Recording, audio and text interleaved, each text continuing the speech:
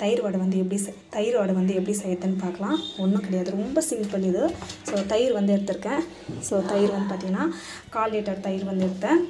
So இதில் வந்து பார்த்திங்கன்னா நான் கோதுமை மாவு, நான் வந்து பார்த்திங்கன்னா மைதா மாவு வந்து யூஸ் பண்ணல, கோதுமை மாவு வந்து யூஸ் பண்ணுறேன். ஸோ மைதா மாவு வேணுன்ற மைதா மாவு யூஸ் பண்ணிக்கலாம். ஸோ கோதுமை மாவு வந்து யூஸ் பண்ணிவிட்டு நெக்ஸ்ட் வந்து பார்த்திங்கன்னா இப்போ வந்து பார்த்திங்கன்னா இதுக்கு தேவையான சால்ட் வந்து ஆட் பண்ணிக்கலாம். இதுக்கு தேவையான சால்ட் வந்து எவ்வளோ தேவையோ அந்த அளவுக்கு வந்து சால்ட் ஆட் பண்ணிக்கலாம். ஸோ நான் இதுக்கு வந்து பார்த்திங்கன்னா நான் ஆட் பண்ணுறேன் அப்படின்னா நெக்ஸ்ட்டு வந்து நம்ம வந்து பார்த்திங்கன்னா இட்லி சோடா வந்து தேவையான அளவுக்கு வந்து இட்லி சோடா வந்து ஆட் பண்ணால் காரத்துக்கு வந்து பார்த்திங்கன்னா பச்சை மிளகாய் வந்து ஆட் பண்ணுறேன். ஸோ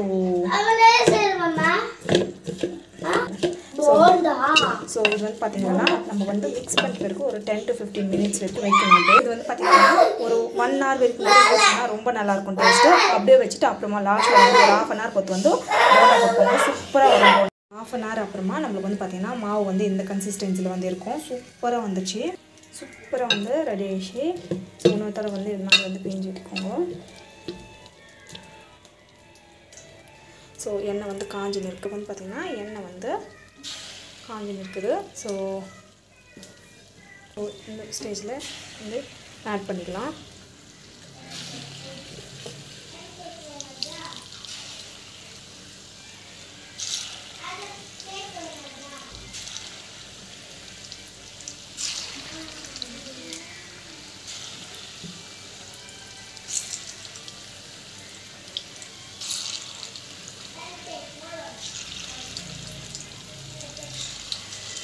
ஸோ குட்டி குட்டியாக போட்டுக்கோங்க, ரொம்ப பெருசு பெருசாக வேண்டாம்.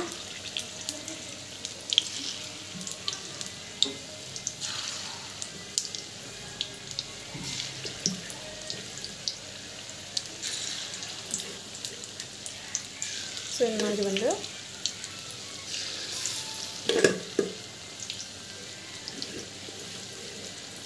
சூப்பராக இருக்கும் டேஸ்ட் இது. ஸோ இது வந்து பார்த்திங்கன்னா நல்லா வந்து இது வந்து க்ளோஸ் பண்ணி வச்சிடணும். ஸோ நல்லா வந்து வேகட்டும், இது இருக்குது வேகட்டும். ஸோ இது டைம் எடுத்துக்கும், வெந்த பிறகு நம்ம வந்து பார்க்கலாம். சூப்பராக வந்து ரெடி ஆகிடுச்சு. ஸோ நான் வந்து பார்த்திங்கன்னா இது வந்து எடுத்துடுறேன். ஸோ வெந்தது போதும், நான் வந்து கேஸ் கட்டிட்டு நம்ம வந்து பார்த்திங்கன்னா எண்ணெய்லாம் வந்து ஸ்ட்ரெயின் பண்ணிவிட்டு எடுத்துடலாம்.